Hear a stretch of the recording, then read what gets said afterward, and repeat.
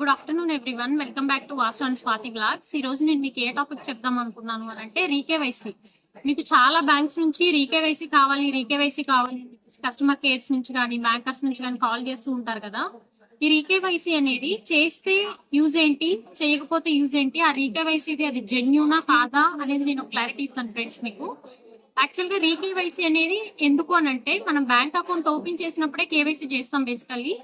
Again re-KYC ఎందుకు అని అంటే, recently as per RBI guide lines ఏంటంటే ఎవ్రీ 2 to 3 years ఒకసారి ఈచ్ అండ్ ఎవ్రీ కస్టమర్ అనేది కేవైసీ అప్డేట్ చేయాలి. సో అందుకని చెప్పేసి ఈ కేవైసీ నామ్స్ అనేది ఉంది. ఎందుకు అని అంటే, ఆ పర్సన్ ఉన్న ఆథరైజ్డ్, ఆ పర్టికులర్ పర్సన్ ఆథరైజ్డ్ పర్సనే బ్యాంక్ ట్రాన్సాక్షన్స్ చేస్తున్నారా లేదా అనేది జస్ట్ అదొక బ్యాంక్ ఒక అథెంటికేషన్ లాగా ఉంటుంది. సో అదొక రీజన్.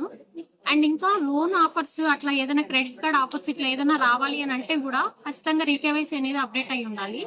ఇప్పుడు ఈ కాల్స్ వచ్చేది, కమింగ్ టు కాల్స్ అనేది మీకు ఎట్లా వస్తాయి, బ్యాంక్ నుంచి వస్తాయా లేదంటే థర్డ్ పార్టీ నుంచి వస్తాయని మీరు ఎట్లా డిసైడ్ చేయాలి అని అంటే, ఒకవేళ లిటరల్లీ మీరు కేవైసీ గనక పెండింగ్ ఉంది అని అంటే, మీకు అన్ని బ్యాంక్స్ లో రిలేషన్షిప్ మేనేజర్స్ ఉంటారు, వాళ్ళు కాల్ చేసి కేవైసీ డీటెయిల్స్ మీకు చెప్తారు.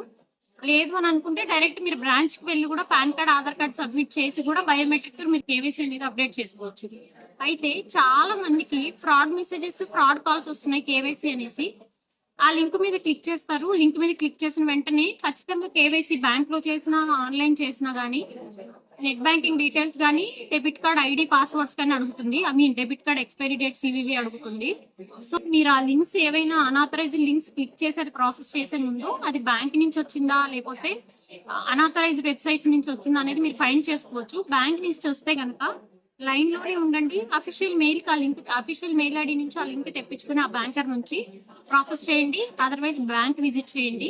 అంతేకాని మీరు వేరే స్టెప్స్ త్రూ మీకు వచ్చిన మెసేజెస్ కానీ అట్లా మీరు ఏం క్లిక్ చేయొద్దు. బికాస్ రీసెంట్ గా నేను ఒక ఎక్స్పీరియన్స్ చెప్తాను. ఒక పర్సన్ అట్లా ఆ లింక్ మీద క్లిక్ చేశారు. క్లిక్ చేసిన తర్వాత account net banking ID password enter చేయమని చెప్పేసి అడుగుతుంది. ఒక 2 steps క్యారీ ఫార్వర్డ్ అయ్యాక, ఆ 2 steps క్యారీ ఫార్వర్డ్ అయిన తర్వాత ఆ డీటెయిల్స్ ఇస్తారు. ఫండ్స్ డైరెక్ట్ గా ఆటో అయిపోతాయి, అకౌంట్ నుంచి డిడక్ట్ అయిపోతాయి అమౌంట్ అనేది. సో ఫర్దర్ గా బ్యాంక్ కి తను కంప్లైంట్ రైజ్ చేసినా కానీ బ్యాంక్ ఏం చేస్తుంది అని అంటే, అక్కడ ఐడి పాస్వర్డ్ తనే ఇచ్చాడు, కస్టమరే ఇచ్చారు కాబట్టి bank is not liable for this అని వస్తుంది. So before updating KYC for sure మీరందరూ కేవైసీ రిలేటెడ్ బ్యాంక్ నుంచే వస్తుందా లేదంటే ఏజెన్సీస్ థర్డ్ పార్టీస్ నుంచి వస్తుందా అనేది చెక్ చేసుకోండి ఫ్రెండ్స్. హోప్ మీకు ఇది ఇన్ఫర్మేషన్ చాలా యూజ్ అవుతుంది అనేసి అనుకుంటున్నాను. యూజ్ అవుతుంది అని అనుకుంటే పక్కా లైక్ చేయండి, సబ్స్క్రైబ్ చేయండి friends. Thank you so much.